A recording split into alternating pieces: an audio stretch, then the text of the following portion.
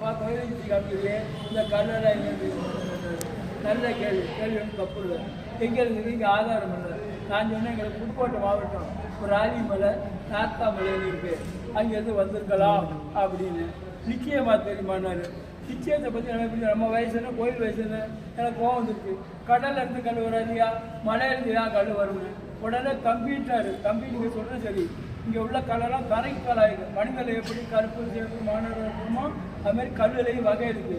இங்கே உள்ள கல்லெல்லாம் தரைக்கல்லாயிருக்கு. சிற்பத்துக்குள்ள கல் இங்கே இல்லை. திருநெல்வேலி மாவட்டத்தில் கோவில் அடிக்கிற இருக்குது. அவரே ஒரு சிற்பத்துக்குள்ள கல் இருக்குது. இதை சொல்லியிருக்காரு. நீங்கள் யாருன்னா அவர் ஒரு ஈசத்து பெண்பாக இருக்காங்க. அவர் கொடுத்த ஒரு சூழல் தான் ஒரு பொறுப்புக்கு வரக்கூடாதுன்னு நானாக தான் கண்டுபிடிச்சேன். 32 வயது கண்டுபிடிச்சேன். மாணிக்கவாதியோட வயசு 32. அதை சொல்லிக்கிட்டு சொல்லுங்க. மெட்ராஸில் ஒரு அம்மா வந்தது, 32 வயதுக்கு எழுதி போட நாலு படித்தேன் நாலு செய்யினேன். ராதாபாயம் வந்து போது எழுதி போட்டுருது.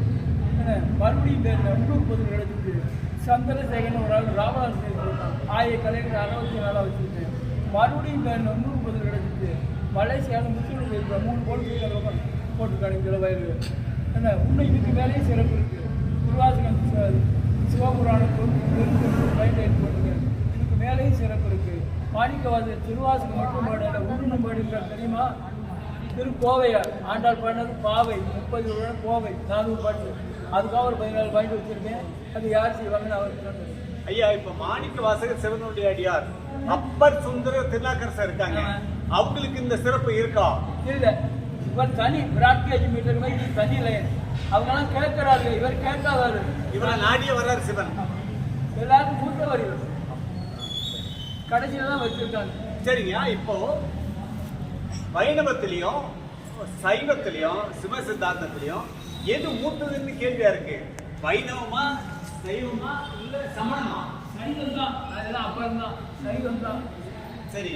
இப்போ ராமர் காலத்துல வந்து அனுமார் வாழ்ந்திருக்காரு. ஆமா.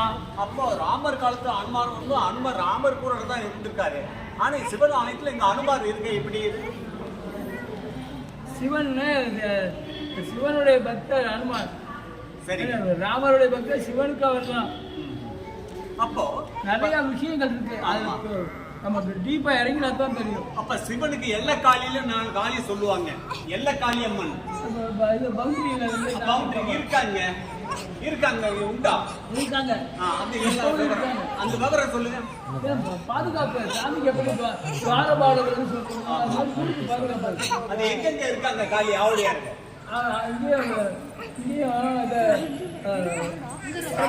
ஒரு கோயில் இருக்கு.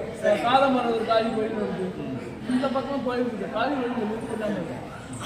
இப்ப ராமர் அயோத்தியில வந்து அயோத்தி கோயில் பிரதிஷ்டை பண்றதுக்கு முன்னாடி ஒரு காளி கோயில வந்து பிரதிஷ்டை பண்ண சொன்னாங்க. அது பண்ண பிறகுதான் அயோத்திய பிரதிஷ்டை ஆச்சு. அந்த மாதிரி இங்க ஏதாவது உண்டுங்களா வரலாறு?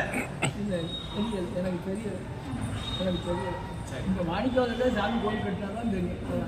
அதாவது சாமி இருக்கிற இடம் மட்டும்தான் அவர் கட்டினது. கிராமத்தில் வேலை நட்டு சாமி போடுறோம், கல்யாணத்தில் மஞ்சளை பிடிச்சி சாமி போடுறோம். அது மாதிரி இந்த இடத்துல காட்டிட்டாங்க. இந்த கோயில் அந்த இடம் மட்டும்தான் வருது. இதெல்லாம் புதுக்கோட்டை ராஜா ராமநாத ராஜா ஒருத்தர். அவ்வளோதான். இந்த இடம் சன்மானம் கொடுத்தாலாம் இங்கே சொல்லணும். அப்போ அப்படிங்க. இப்போ ஆவுடையார் கோயிலில் சிவன் இருக்காரு. இப்போ எண்கண் சிங்காரவேல் 8குடியில வந்து முருகன் இருக்காரு. இருக்கு. ஆமா இருக்கு. இப்ப எண்கண்ணு 8குடி சிக்கல் சிங்காரவேல்னு சொல்லிட்டு முருகன் சொல்ல இருக்குல்ல. இவங்க இந்த பக்கம் இருக்கும்போது ஏன் திருச்செந்தூர்ல போய் முருகன் இருக்காரு? எல்லா இடம் போயிருக்காரு. கடவுள் எல்லா இடத்துலயும் இருப்பாரு. அங்க பத்மா இவன சூரனை அடிக்கிறதுக்காக போயிருக்காரு. அவன் கெட்டிக்கார தரமா வர வாங்கியிருக்கான். ஏன்னா அவனை மரமா முடைச்சிடலாம். மரமா அவன் பத்மா 8குடி எண்கள் வந்து அவ்வளவு பிரதிஷ்டை பண்ணி போய் புகழ் விஷயங்கள் நிறைய இருக்கும். எல்லா கோயிலும் விஷயங்கள் என்ன சொல்லுங்க. சன்மானம் தெரியல.